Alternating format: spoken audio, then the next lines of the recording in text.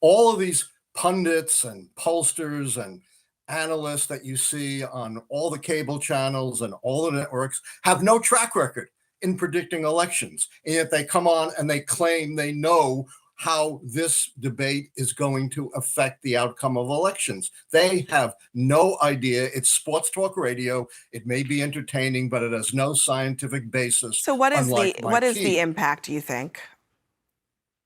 Zero. Welcome back to What Was That? I'm Gabe Sanchez. Look, I'm not going to lie to you. That presidential debate was a hot mess for both candidates. And now, people in the Democratic Party are freaking out and saying that Biden should resign. But we shouldn't worry, and I'll explain why. Yes, President Biden did not perform well. He was not in his game, and he missed opportunities to check Donald Trump. I mean, it certainly didn't help that Jake Tapper and Dana Bash did no fact-checking of the candidates whatsoever, but it is what it is. Now, the most important thing to remember is that presidential debates do not determine election results. Research has shown that it has almost no effect on the outcome of the election. I mean, feel free to look at any of the last presidents who have been elected. And if you don't believe me, just listen to Alan Lichtman, the historian who has accurately predicted 9 of the last 10 elections. Debates are not predictive of outcomes. Hillary Clinton won all 3 debates, still lost. John Kerry won all the debates, still lost. Barack Obama got trounced, 72 to 20% in the poll, worse than Biden, and went on to win. That's why we rely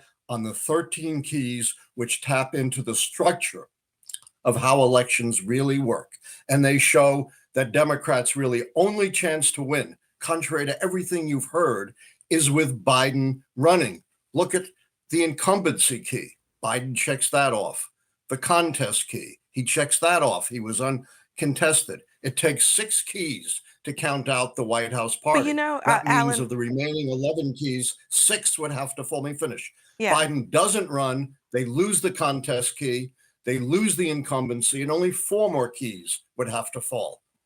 I think that that's actually kind of what I was trying to get at here, is that the problem right now is that the Democratic Party is considering replacing Biden mostly because it's unclear whether or not he actually physically can carry out the rest of this campaign and put up a fight against his opponent. So that seems like a fundamentally different thing than some of the items that you have in your rubric. It's a huge mistake. They're not doctors. They don't know whether Biden is physically capable of carrying out a second term or not. Remember, a lot of folks were saying the same thing about Ronald Reagan, who was, 73, and age was very different then. And they said, he's not capable of carrying out another term. He won 49 states. So this is all foolhardy nonsense. And if you don't believe Lichtman, just listen to voters who watched the debate. I thought Trump was unhinged for 90 straight minutes. When it comes to a strong leader and what we're looking for in a leader, I'm looking for somebody that I trust to be able to uphold policies that will protect me and are more concerned for the general well-being of everybody in the United States, which I got more from Biden, considering he did a lot more talking about policies, what he's done and what he plans to do. Whereas on the other side from Trump, all I really heard was, I've done this and it was the best ever, but I never heard what it was. If the election were tomorrow, who would you vote for? Me? Say no. I'll vote for Biden, for sure. Would that have been your answer before the debate? No. I care about where our country is going to be rather than who delivered the most stellar debate on stage. And I care about who tells the truth, who's going to keep me safe, who's actually going to do things for the country. I don't feel like that's Trump. Look, President Biden is old. Shocker, I know. But the fact that we even have to consider Donald Trump, the 78-year-old orange adjudicated rapist, as a candidate makes this feel like the Twilight Zone. But remember, our candidate is Joe Biden, the man who is running against the fascistic brat trying to destroy the very fabric of our democracy. Donald Trump is a genuine threat to this nation. He's a threat to our freedom. He's a threat to our democracy. He's literally a threat for everything America stands for. Look, he doesn't understand what I think all of you do. America is the finest and most unique nation in the world. We're the only nation in the world, and I mean this sincerely. It's a fact statement, not a hyperbolic statement. It's fact. We're the only nation in the world built on an idea. All the nations built on ethnicity, geography, and other religion. But we're built on an idea that we're all created equal. We deserve to be treated equally throughout our lives. We've never fully lived up to it. I'll be damned in the year 2024, just 2 years before the 250th anniversary of our Declaration of Independence, that I'll let Donald Trump walk away from it.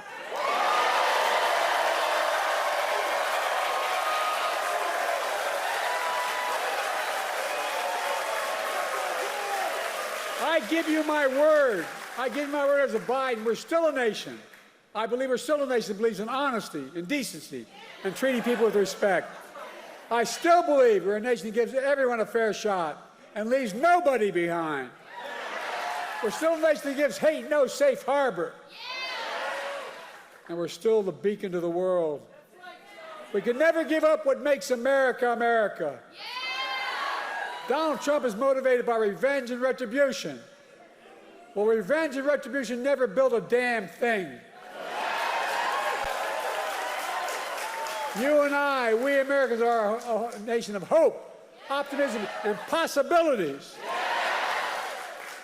That's what always built America. And that's going to continue to build America today. The choice in this election is simple. Donald Trump will destroy our democracy. I will defend it. And just so you know, that was President Biden a day after the debate, so I wouldn't ditch him just because he had one bad night. And you want to guess what Trump was doing after the debate? That's right, he was whining about winning the debate. This guy is so triggered that he's been whining on Truth Social ever since the debate ended. Now, while President Biden told the truth, oftentimes softly or quietly, Donald Trump told lie after lie for 90 minutes while he was trying to paint this revisionist tale of his presidency on everything from the climate to January 6th. They were there with love in their heart. That was an unbelievable, and it was a beautiful day. There was love in that. There was love and unity. You have the hostages, the J6 hostages, I call them. Nobody's been treated ever in history so badly as those people. Nobody's ever been treated in our country. On January 6th, we were respected all over the world. All over the world, we were respected. We all watched January 6th in horror, with MAGA supporters who call themselves patriots attacking police, breaking into the Capitol, and smearing their own shit on the walls. I'm still trying to figure out why Trump supporters thought that would help their cause. But I guess my first mistake was thinking that they think in the first place. This is who these people want as president, Donald Trump. But remember, every time Republicans have run with Donald Trump, they've lost. 2018, 2020, 2022, and now it's about to happen again in 2024. They made their bed, and now they're gonna have to lie in it. And speaking of beds, I want to thank today's sponsor, Miracle Made. Did you know that traditional bed sheets can harbor more bacteria than a toilet seat? It can lead to acne, allergies, and stuffy noses, and it's just gross. Miracle Made offers a whole line of self-cleaning antibacterial bedding, such as sheets, pillowcases, and comforters that prevent up to 99.7% of bacteria growth and require up to 3 times less laundry. Using silver-infused fabrics inspired by NASA, Miracle Made sheets are thermoregulating and designed to keep you at the perfect temperature all night long, so you get better sleep every night. These sheets are infused with silver that prevent up to 99.7% of bacterial growth, leaving them to stay cleaner and fresh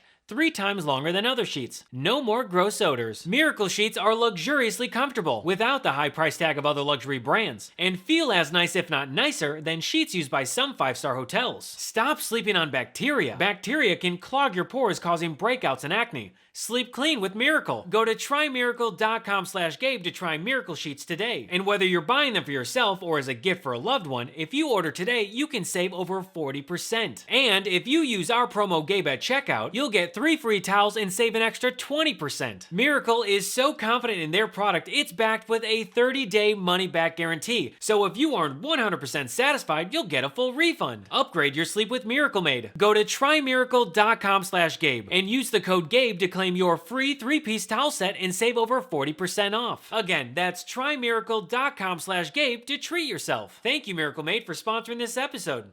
Anyway, the fact is that the Republican candidate, Donald Trump, is someone that we saw have a tantrum because he lost power and was unwilling to give it up. It is insane! And since CNN didn't fact check in real time, it was left up to President Biden, which is ridiculous. If it was President Biden's job to fact check everything that Donald Trump lied about during that debate, he would have used up all of his time talking about that instead of his administration's successful initiatives and his plans for his second term. During the debate, Donald Trump told more than 30 lies, which shouldn't be surprising when you remember that Donald Trump told over 30,000 lies during his 4 years in office, which comes out to about 21 lies per day. Do you know anyone in your life that lies that many times per day? Liar, liar, pants on fire. Now, what you might be hearing post-debate is that Biden is old and that he shouldn't run for re-election. Look, it's simple. We cannot and should not abandon President Biden like some fair-weather fan, despite how much the mainstream media or some pompous podcaster sitting at a round table might think. Yes, I'm referring to Pod Save America. Then you have the New York Times editorial board who wrote an op-ed that President Biden should drop out, which is to be expected from the people who whined about President Biden not doing an interview with them. But also, we're all still waiting for an op-ed that says that Donald Trump should not run. Oh, and within hours of that op-ed, they had stories glowing about President Biden's energy at his rally.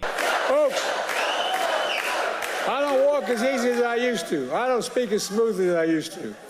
I don't debate as well as I used to. But I know what I do know. I know how to tell the truth.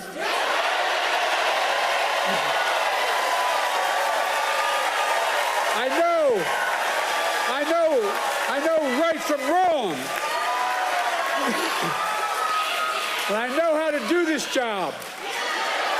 I know how to get things done.